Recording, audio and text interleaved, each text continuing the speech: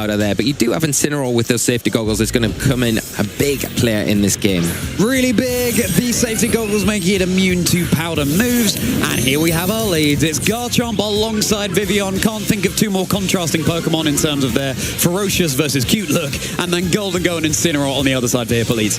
Yeah, it does. The Garchomp is subjected to that Intimidate, so it will be hitting a little less than usual because of that -1 attack, but it does have the Life Orb to bolster that and does threaten both the Goldinger and the Incineroar here with an Earthquake. It is a suitable target for the Fake Out in this situation to avoid any of that damage. And the Vivian can't go for the Sleep Powder here because there is the Gold ability on the Goldingo, preventing that from taking effect, and the safety goggles on the Incineroar. So a nice lead from Hippolyte here, although both Pokemon are threatened from this Earthquake, which we are seeing, Charlie. Let's get into our top 32 trainers. It's going to be super effective damage onto both Golden Go and Incineroar, mitigated slightly by that Intimidate, but still huge damage. Hurricane connecting outside the range thanks to the Compound Nose into the Incineroar, and it's down already. So top 32 off to a flying start. That is a huge knockout turn one here. No Fake Out coming out from the Incineroar, and just to make it rain to get damage. Goodness. Both players coming out swinging here.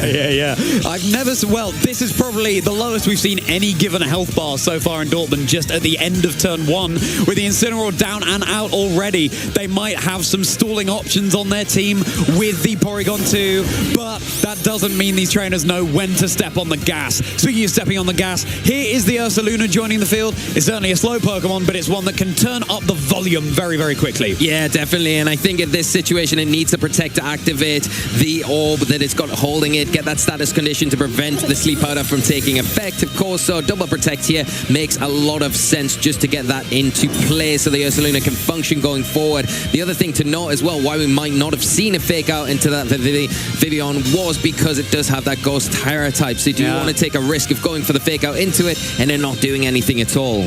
Absolutely, it's going to be time for this Ursaluna to get its Flame Orb nice and activated, so it's dealing as much damage as it possibly can. You can see how huge the Focus Sash can be on the Vivian, just so it's around for another turn of disruption.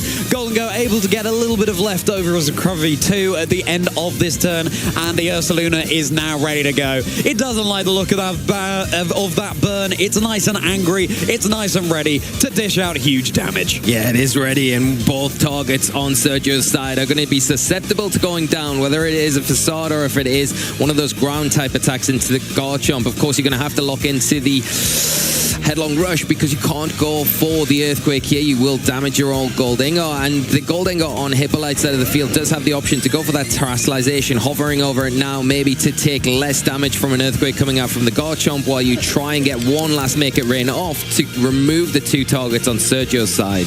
Covering for a switch as well, perhaps with the Facade targeted down into Srgio's side. But trainers, time for our first Terrestrialization here in top 32. It's going to be the Golden Go. It's putting in all its cash to turn into the Dragon type. It's changed up its type matchup significantly, and it's no longer going to be fearing the big ground shifts coming out from this seismic Garchomp. Is it going to be enough? Yes, it certainly is. The Golden Go able to hang on thanks to that Dragon Terrestrialization. It is going to be a dodge from the Hurricane onto the Golden Go. Can't be too surprised, even though Compound Eyes does boost the accuracy. There is a completely unnecessary critical hit onto the Vivian there. Both of the Pokemon on Srgio's side of the field are going to be knocked out. Hurricane could have been huge into the Golden Go because, of course, now it's no longer resisting those flying type moves. Yeah, we talked about those Compound Eyes and how it does boost the accuracy of those moves on the Vivian, but not quite 100% and really costing Srgio there. You would have avoided the Make It Rain. You would have still had at least one of the Pokemon on your side of the field active because the Ursaluna, as we saw, went for that Facade, not into anything. But Hippolyte taking advantage of the tools, the offensive tools that they have available to them to make the most out of them. The Terrestrialization, they're very smart to reduce the damage, take that super effective damage away from the Earthquake, allow you to take it, and then get that pivotal Make It Rain off. Now we're seeing Srgio bring in their Goldingo and the Incineroar. Speaking of pivotal, here is the Pokemon that loves to pivot in, out, and all about. It is that Incineroar. So Ursaluna does not appreciate that attack drop at all, even though it is such a threatening Pokemon, even still with its Facade. Boosted by the burn that it now has. That's a move that is boosted by any status conditions. And of course, Facade, Ursaluna being a normal type Pokemon, Facade being a normal type move, move. That's going to pay dividends to its damage output too. And at the end of the day, it's just a Pokemon with a really high attack stat. It is, yes, but it's on a timer because of that burn. Even though you get the boost of the attack stat, you are on a timer where after a certain amount of time, with damage coming onto the field, it will slowly whittle you away and put you into a position where it's not as useful as before. Right now, it is threatened by a fake out from that Incineroar, so has to reposition around that, and why we're seeing maybe the Goldingo come out and take its place for the Porygon 2. Porygon 2 gets that really nice special attack boost, though, which could be huge heading into the late stages of the game. That is the side that Porygon 2 likes to hit on. That is Ursaluna going for a Shadow Ball. Really nice call by Hippolyte. Of course, the Porygon 2, a normal type, isn't going to take any damage. It's immune to Ghost-type moves. But that's the Eviolite gone for Porygon 2. Now, if you're wondering why is that not a Porygon Z, Porygon 2 can evolve, the Eviolite boosts up the defenses of a Pokemon that can still evolve. So it makes that Pokemon really, really bulky. But without it, Porygon 2 is much more vulnerable. Yeah, it is. Now the Make It Rain, which is going to be boosted by the Metal Coat item that Srgio's got in his Goldingo, can maybe pick up a knockout or put it in a position where the Incineroar has enough to be able to kind of close that out, take away the option for the Trick Room that the Porygon 2 is trying to set up here for that Ursaluna endgame. Really huge knockout onto the Goldingo here for Hippolyte. That is the Terrestrialization option down and out. Still in the back pocket for Srgio. We'll have to see when that comes out. What is this Porygon 2 going to be able to achieve before it potentially goes down on this turn? Its Fear is facing down a nasty, nasty growling cat here, going for another knockoff. His item is already gone, so Porygon 2 is going to stick around and is able to set up the Trick Room here. And now you've reset your Ursaluna. It's going to come back in, all orbs blazing, ready to deal massive damage with its ground-type moves into the Goldingo and the Incineroar. And oh yes, it does have Earthquake. That is such a huge survive there for the Porygon 2, and to detriment of Srgio only having the knockoff as an offensive option on that Incineroar. No Flare Blitz there would have been enough to take it down, but the knockoff, lower power because the item had already been removed. Key turn for Hippolyte, getting that Trick Room up. Now the Ursaluna back on the field, ready to go. An Earthquake, flame boosted as well. It is going to be hitting very hard. Can it take down both these Pokemon? No Intimidate after the switch out and back onto the field. Hippolyte ready to go. Certainly ready to go. You would definitely take some damage on your Porygon 2 if you do go for the Earthquake, but Porygon 2 also has access to Recover, so it'll be able to heal up at least some of the damage that it would take. Ursaluna loves these twisted dimensions. Trick Room, of course, means the slower Pokemon act fast. We are, of course, going to see a Terrestrialization come out from Srgio, so that one of these Pokemon is not going to be taking super effective damage. It's going to be Ghost onto the Incineroar. That was already a scary cat. It just got spookier. Going for its Ghost Terror type, now taking neutral damage from ground type moves. Goldingo, not liking the look of this one bit, going for the Protect. Yeah, going for that Protect here, maybe scouting out the Protect there. It is a headlong rush into that Pokemon though.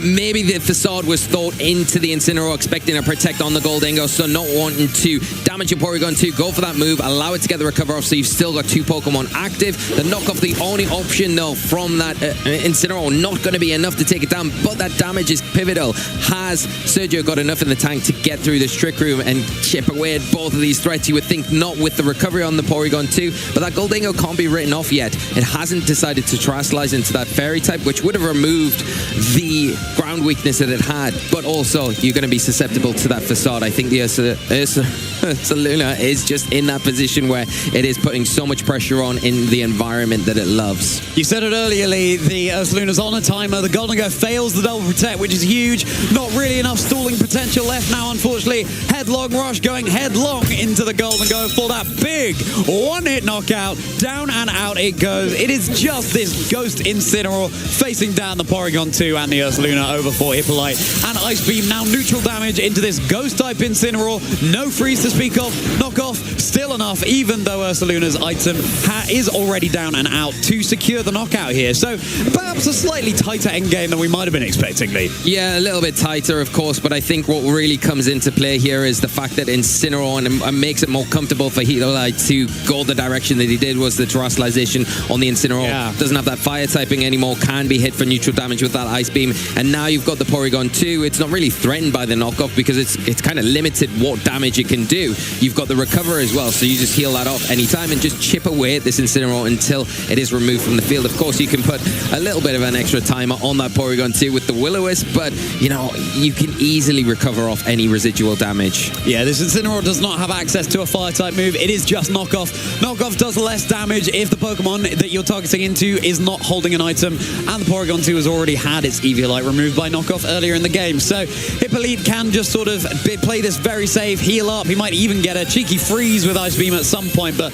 we'll have to see if Srgio is going to do all they possibly can to try and knock out this Porygon 2. You have got the option to slow this Porygon down, though. With that parting shot, you can reduce, like we're seeing now, coming out, reducing that special attack stat down. But the thing is, with the Incineroar, unfortunately, you don't have a way to recover it, and it will just prolong the battle. Maybe that's enough for Srgio to have the time to think about how I can adjust maybe going into game 2, because it was so tight, such fine margins coming into this one.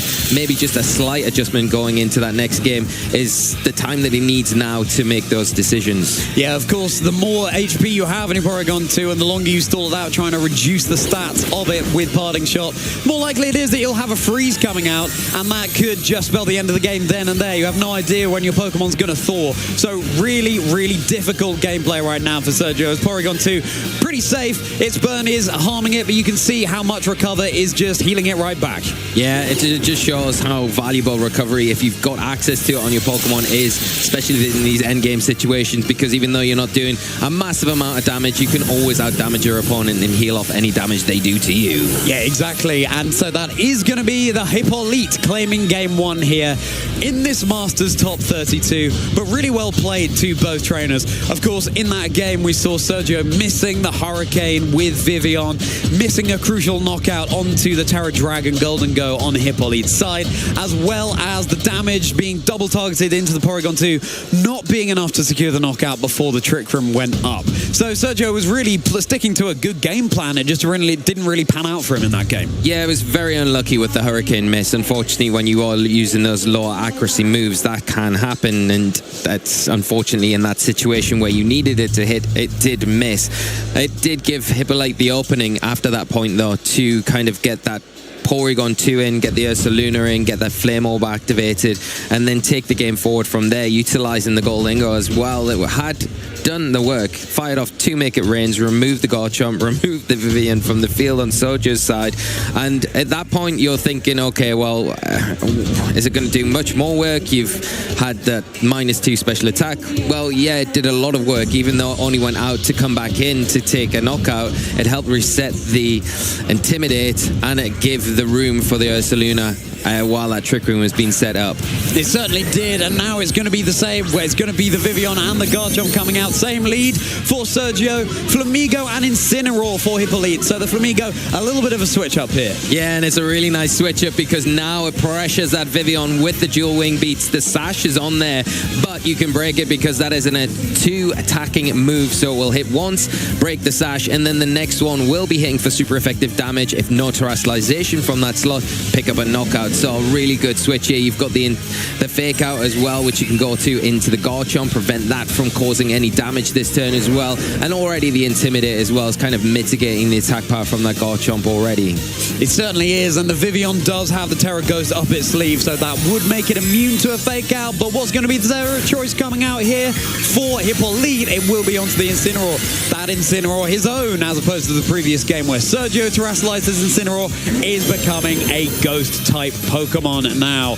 And that Protect coming out from Garchomp. So all eyes now on this Vivillon. Is it going to be able to achieve much on this turn? Protect coming out from the Vivillon too. So just stalling out for Hippolyte. This is nice for Srgio, because now you have that Terra option spent on Hippolyte's side. Yeah, and you can start planning on ways to get around that terrestrialization. Like if you've got the Goldingo on the back, you can bring that in and pressure the Incineroar with a Shadow Ball now, which is really nice. But the immediate threat is going to be that Vivillon. Have you got anything in the back that you can switch to maybe preserve that? Or is it going to be too detrimental to you? If you switch something in, is it going to take a dual wing beat and take too much damage? And is it worth keeping the Vivillon at this stage?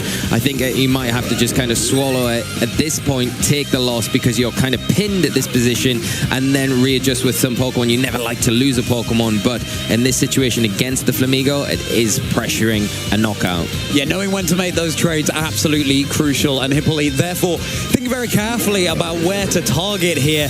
Srgio still taking the time. Of course, there's everything on the line for Srgio right now, trainers. If he loses here, that is it. He is out of the competition here in Dortmund. Dragon Claw coming out into Flamingo, dealing about 50% of its health. There is that dual wing beat into the Vivian. It's going to be more than enough to secure the knockout there. So that's Vivian down and out before it can achieve anything, and that's really unfortunate there for Srgio and his Vivian. The butterfly back inside the cocoon, and that's going to be, well, the Incineroar coming out with a parting shot now, reducing the offensive pressure from this guard jump, able to pivot around for something in the back. Yeah, it's a great start to the battle from Hippolyte. He's really doing everything right, pressuring the Vivian, making sure that there is no issue from that sleep powder, no tailwind setting up, just pinning it with that dual wing beat. And like I said, you either switch it out and take some damage on something else you may not want to, and then the terrestrialization on that Incineroar, getting that Garchomp down to -2 attack now, really reducing its effectiveness and almost forcing Srgio at this point. You're going to bring a fresh Pokemon in,